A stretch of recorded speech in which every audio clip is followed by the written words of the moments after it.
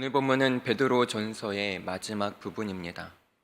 베드로는 지도자들, 장로들에게 하나님의 양 무리를 치되 양 무리의 본이 되라고 합니다. 사도 베드로는 이런 권면을 합니다. 2절, 3절 말씀을 보면 이렇습니다. 너희 중에 있는 하나님의 양 무리를 치되 억지로 하지 말고 하나님의 뜻을 따라 자원함으로 하며 더러운 이득을 위하여 하지 말고 기꺼이 하며 맡은 자들에게 주장하는 자세를 하지 말고 양 무리의 본이 되라. 여기에서 보면 장로라는 말을 목자라는 말과 동일시합니다. 예수 그리스도를 믿고 제자가 되면 누구나 목자입니다.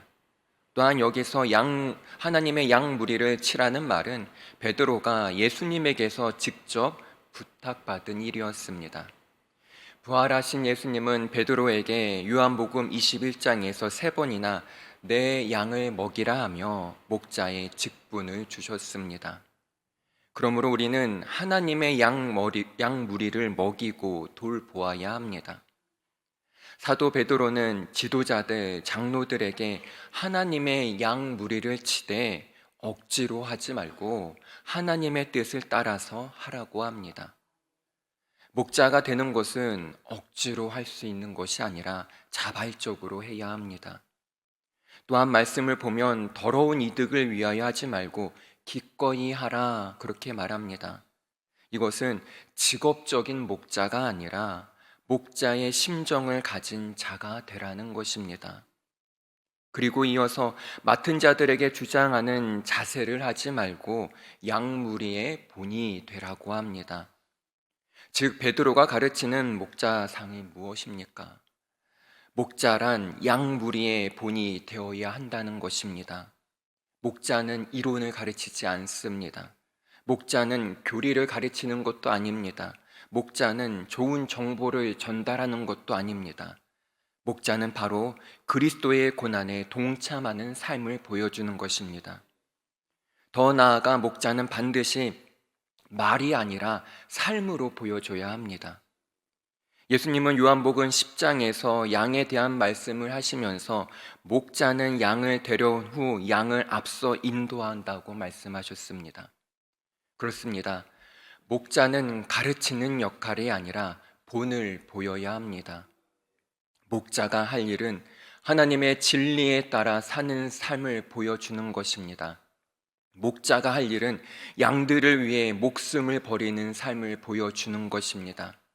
목자가 할 일은 하나님의 뜻에 순종하며 그리스도의 고난에 동참하는 삶을 보여주는 것입니다. 이것을 하지 못하면 목자라고 할 수 없습니다. 스스로 진리를 순종하지 않으면서 이를 가르치는 것이 바로 외식입니다. 우리는 다 목자라는 이름으로 양들을 가르치고 보살피며 섬기고 있습니다. 우리가 명심해야 할 일은 목자 생활은 본을 보이는 것입니다. 그러기에 목자 생활의 성패는 우리가 어떻게 사는가에 달려 있습니다.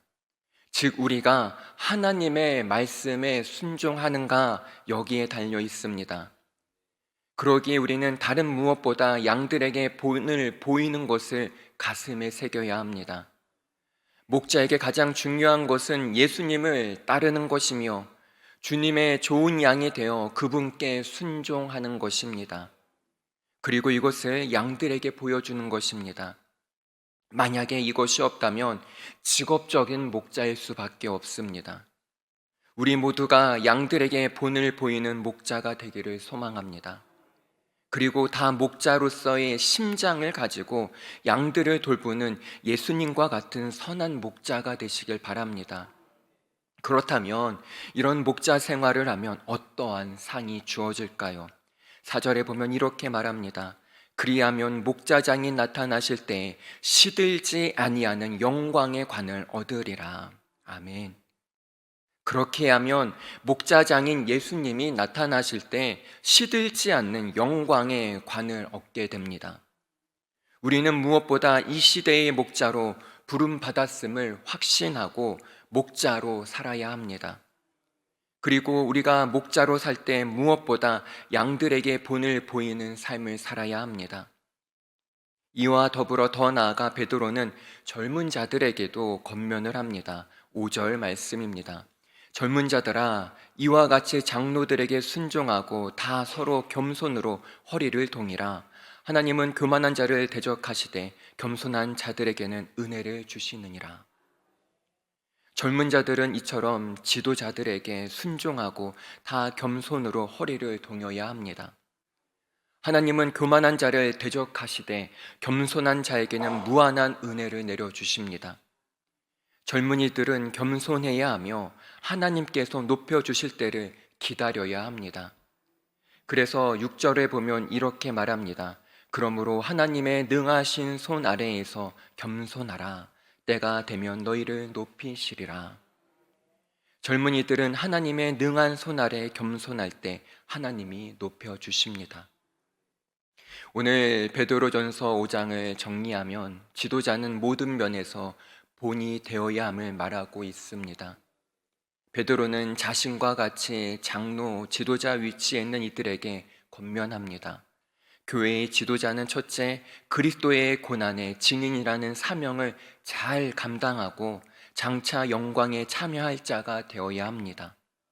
그리고 둘째, 하나님의 뜻을 따라 자원함으로 양물이 곧 성도를 지도하고 더러운 이득을 위해 하지 말아야 합니다. 이는 그 당시에 적지 않은 거짓 지도자들이 자신의 이익을 위해 사역했음을 보여줍니다. 그리고 끝으로 셋째, 본을 보여야 합니다. 본은 보여주는 리더십으로 가장 효과적인 훈계의 방편입니다.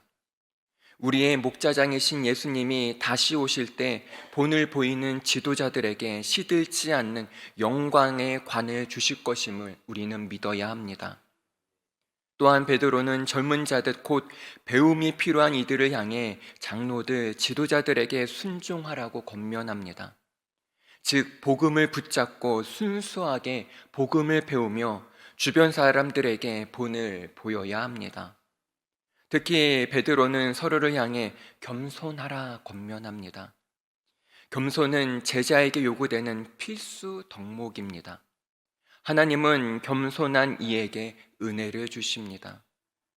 그러기에 우리는 겸손한 태도로 배우되 하나님이 세워주시기까지 인내하며 기다려야 합니다. 모든 염려를 주님께 맡기고 배움의 자리에서 겸손히 배우면 하나님께서 더 큰 곳에서 우리를 사용하실 것입니다. 오늘 이 새벽 시간을 통해 겸손함으로 인해 영광의 면류관을 얻으시길 바랍니다. 또한 혹시 힘들고 어려운 시간을 보내고 계시는 분 있습니까? 겸손함으로 인내하면서 이겨내시길 바랍니다. 분명 하나님의 때에 하나님의 방법으로 해결해 주실 줄 믿습니다. 그 은혜가 가득 넘치는 복된 은혜의 하루가 되시길 간절히 소망합니다. 기도하겠습니다. 하나님, 우리의 삶 구석구석에 존재하는 모든 염려를 전능하신 하나님의 손에 올려드립니다. 하나님이 세우신 자리에서 깨끗한 마음과 겸손한 행동으로 모두에게 본이 되는 삶을 살게 하여 주시옵소서. 영광의 면류관을 기대하고 바라보며 믿음과 소망과 사랑으로 살아가는 오늘 하루 되게 하여 주시옵소서. 감사합니다. 예수 그리스도의 이름으로 기도합나이다. 아멘.